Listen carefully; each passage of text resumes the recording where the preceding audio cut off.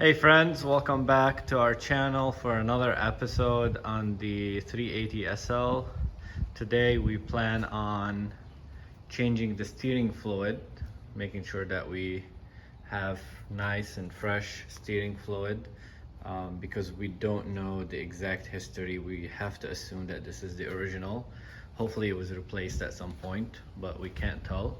So we got the car up on jack from both sides, so so that the front tires are free in the air, because we are going to need to steer the vehicle from left to right to exchange the fluid. We're not doing a complete flush where we are going to remove the return and pump it out. We are just going to empty the reservoir completely, fill it with new, fresh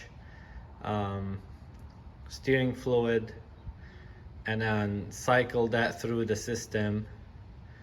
And when the old fluid comes back, as the fluid is being cycled through the system, we'll pump that out again, refill and pump out again.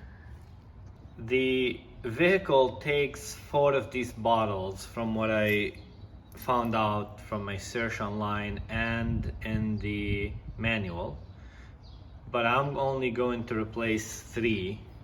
This way it ensures that I have plenty of good new fluid mixed in the system and exchanged with 3 old ones out of the 4 bottles, and I am replacing the filter. Doing this ensures that your power steering mechanism stays in good shape and keeps working for more years to come. You could flush the entire system if you choose to. It's just more complicated. You would have to remove the return valve and right here, and make sure that, of course, after you've emptied the reservoir, here we can show you, this is the reservoir, and as you can tell, this looks old.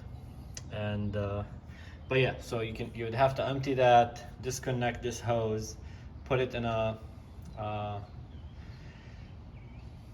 jar that you don't need, or a container, because that's where the old fluid is going to come back through, and plug the metal portion end, so the new fluid, when you put it in, it doesn't leak out. And then do the same thing. We're not doing that.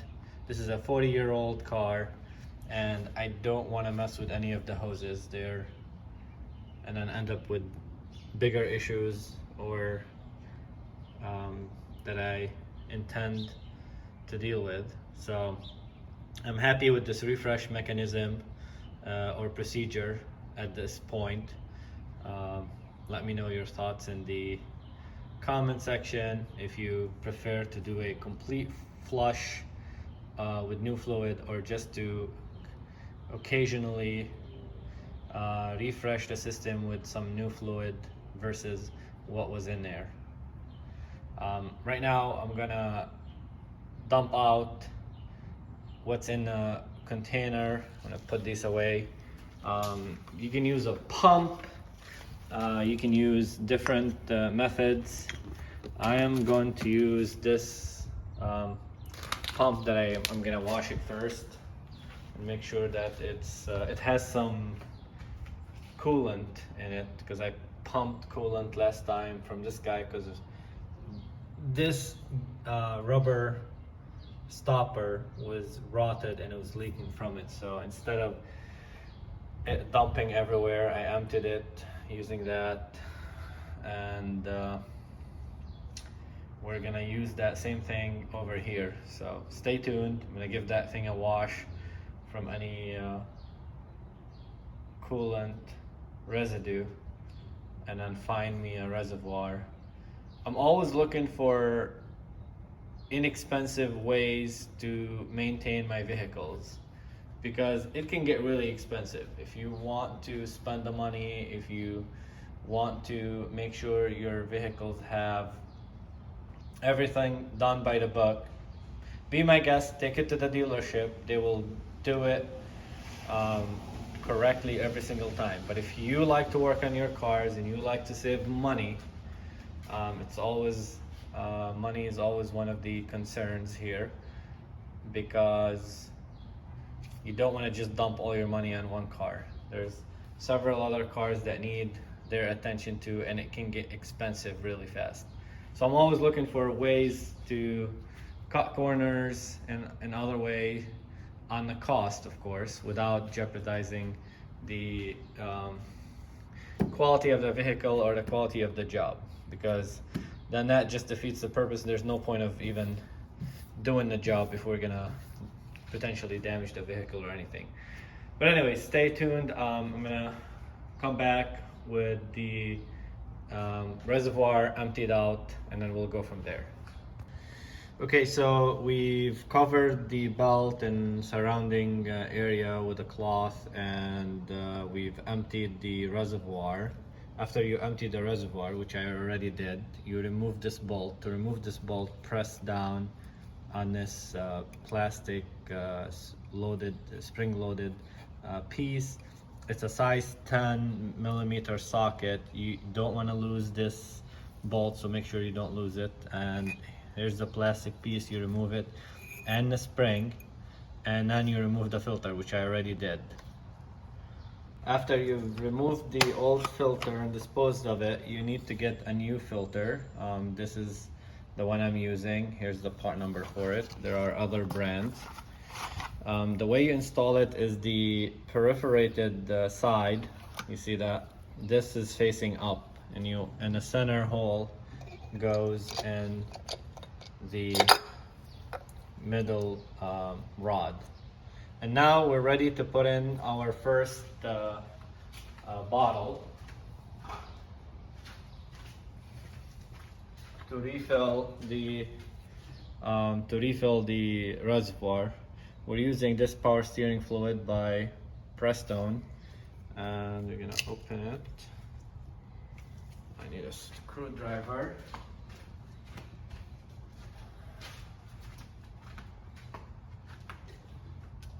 And now we're going to refill the reservoir and then let that fluid go in, because you don't want to run the reservoir empty. You will end up with bubbles in the system. You can see the new fluid is nice and clear color, and it's already filling up the reservoir, so that's perfect.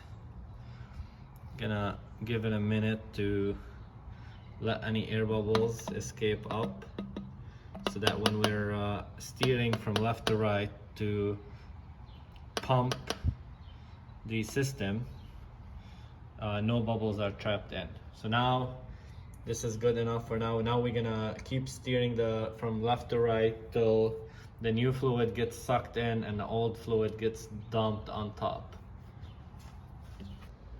All right, so this is what you're looking at now that we've steered from right to left several times. The good clean fluid got sucked in by the pump all the way down, and it brought back up old and dirty fluid, as you can tell. So we're gonna pump this fluid out and then do this 2 more times. So stay tuned and we'll show you the last run, and this should now refresh majority of your steering fluid in your power steering reservoir and system, and that should keep your pump and then system in good operating condition for another at least 50,000 miles. All right, so we've done 3 runs, and now we're just gonna refill the 3rd time. And is this even supposed to sit like that? I don't think so. Alright, so we got the filter seated all the way down, as you can see, and now we're gonna add the last refill. You see now, nice, clean, new fluid.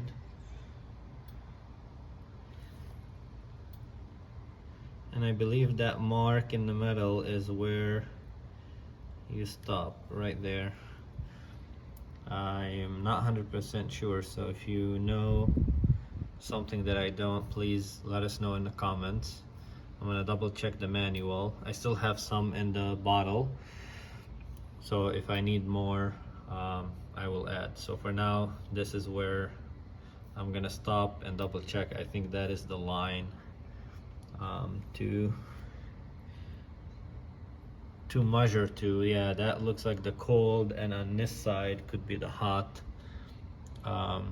because steering fluid will expand when the pump and the engine is hot.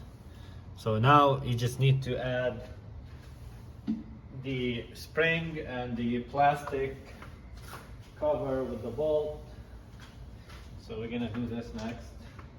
Be careful you drop the bolt, so the spring goes in first, and then the plastic cap goes on top, and then make sure you got this held down firmly and securely so that it doesn't snap and loose and then shoot the bolt out.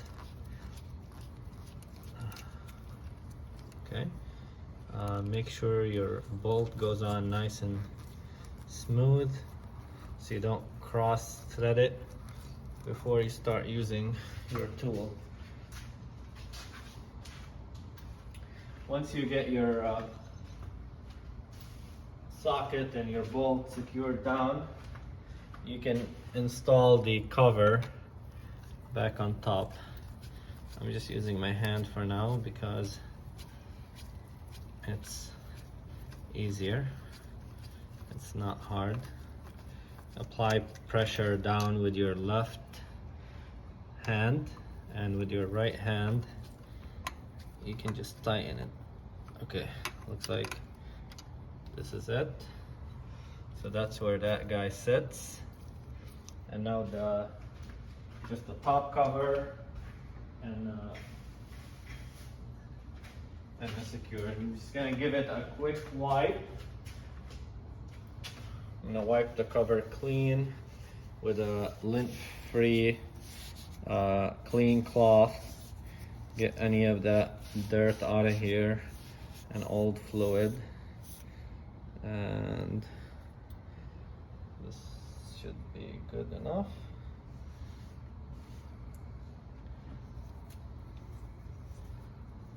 Just doing final touches.